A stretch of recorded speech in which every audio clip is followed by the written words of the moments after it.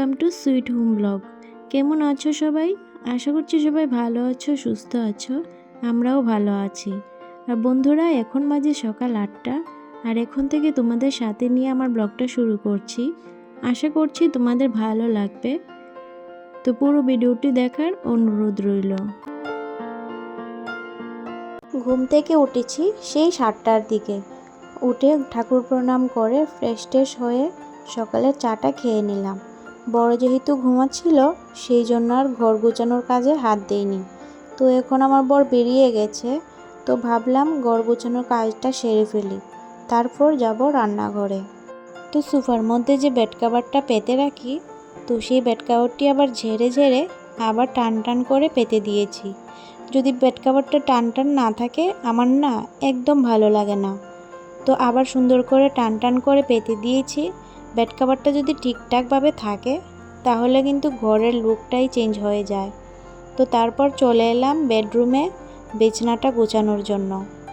তো সেইমভাবে আবার সুন্দর করে বিছানাটাও সুন্দর করে টান টান করে বেড কাভারটা বিছিয়ে নেব। যদি রান্না করার আগে এই ঘরটা গুছিয়ে নিই, তাহলে মনে হয় যেন একটু ঝামেলা কমে যায়। রান্না করার সময় আর এক্সট্রা টেনশন করতে হয় না আমাকে। তো সেই জন্য সবসময় রান্না করার আগে আমার লিভিং রুম আর বেডরুমটা গুছিয়ে তারপর রান্নাঘরে যাওয়ার চেষ্টা করি।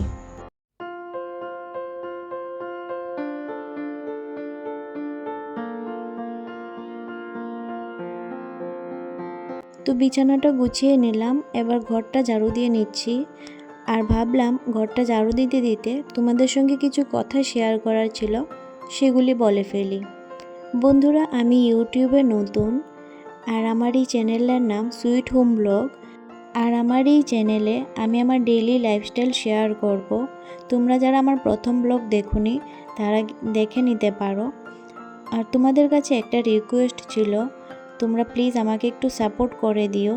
আমার এই ছোট্ট চ্যানেলটির পাশে থেকো, আর আমাকে তোমাদের বন্ধু হিসেবে একটু সাপোর্ট করে দিও। তোমাদের সাপোর্ট ছাড়া তো আর কোনো কিছু পসিবল হয় না। ইউটিউবে তো আর কাউকে ছাড়া কেউ চলতে পারে না। তো তোমাদের কাছে এটাই রিকোয়েস্ট, তোমরা প্লিজ একটু সাপোর্ট করে দিও।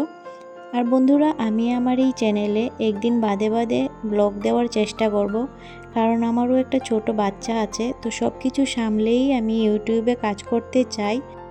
তোমরা প্লিজ আমার পাশে থেকো, আমার চ্যানেলটি সাবস্ক্রাইব করে আমার পাশে থেকো, আমাকে একটু সাপোর্ট করে দিও। তো বেডরুম আর লিভিং রুমের কাজ শেষ করে এবার চলে এলাম রান্নাঘরে। এসে ওই যে চা খেয়েছিলাম আর ছেলেকেও টিফিন দিয়েছিলাম, তো টেবিলটা আবার মুছে নিচ্ছি। আর আমি রাতের বেলা টেবিল মুছি, তারপর আবার সকালবেলা মুছি। কারণ কি জানো, ওই যে আরশোলা থাকে ঘরে, সেই জন্য। তো সকালবেলা আবার টেবিলটা মুছে নিলাম। আর এই যে ডালের কৌটোটা ধুয়েছিলাম, সেই জন্য ডালটা রাখা হয়নি। ডালটা এনেছে 2 দিন হয়ে গেল। কৌটোটা ধোয়ার জন্য আর রাখতে পারছিলাম না, তো ডালটা রেখে দিলাম। আর এই যে এখানে রান্না করব মাছের মাথা দিয়ে মুড়ঘণ্ট। এই মাছের মাথাটা ভেজে নিচ্ছি ঢেকে ঢেকে, তাহলে মাছের মাথাটা সহজেই ভেঙে যায়। আর এখন চালটাও ভেজে নিচ্ছি।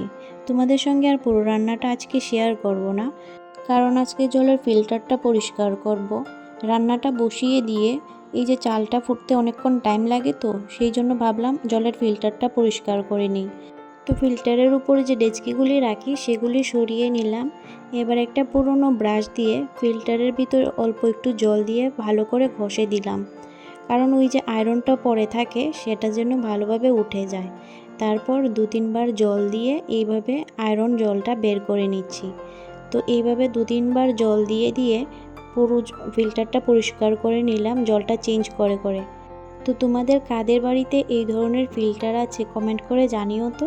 আর কারা কারা এইভাবেই পরিষ্কার করো ফিল্টার, সেটাও কমেন্ট করে জানিও। আর আমার যদি কোনো ভুল হয়ে থাকে, সেটাও জানিয়ে দিও। তো ফিল্টারের ভিতরটা তো পরিষ্কার করে নিলাম।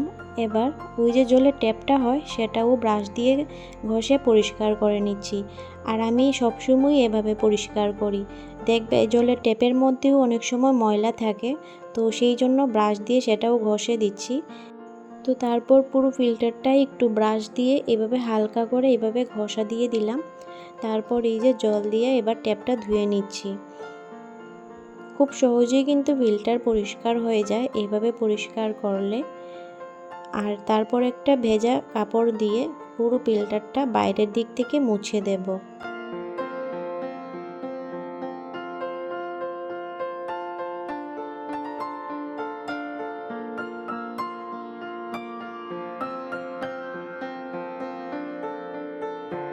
হয়ে গেল আমার ফিল্টার ক্লিন করা।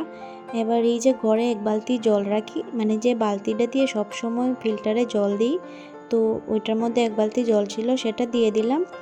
আবার লাইনের জল আসলে বিকালে জল দেব। আর এই যে ফিল্টার পরিষ্কার করতে করতে আমার রান্নাটাও কিন্তু হয়ে গিয়েছিল। তো এখন চুলাটা ভালো করে মুছে নেব।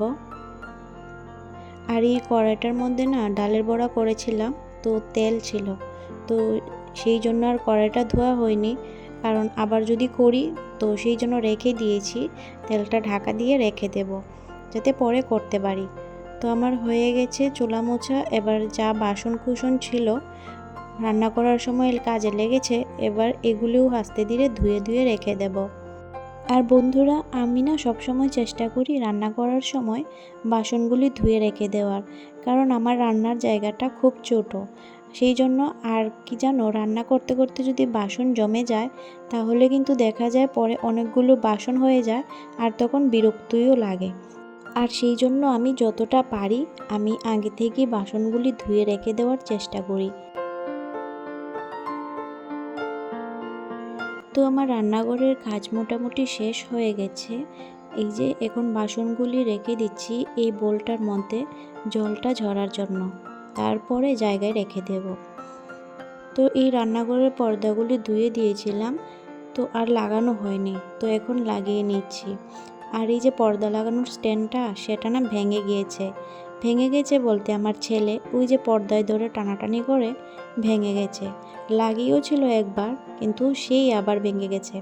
তো এখন বলছে যে ওর পাপা বলছে এখন আর লাগাবে না, এভাবেই থাকবে। তো আমার তো একটা কিছু ব্যবস্থা করতে হবে, তো সেই জন্য একটা দড়ি লাগিয়ে পর্দাটা লাগিয়ে রাখলাম। ঘরের পর্দা না থাকলে ঘরের সৌন্দর্যটাই কিন্তু একদম ফিকে হয়ে যায়। তো চলো, আমার পর্দা লাগানো শেষ হয়ে গেছে, আর আজকের ভিডিওটাও এখানেই শেষ করছি। সবাই ভালো থেকো।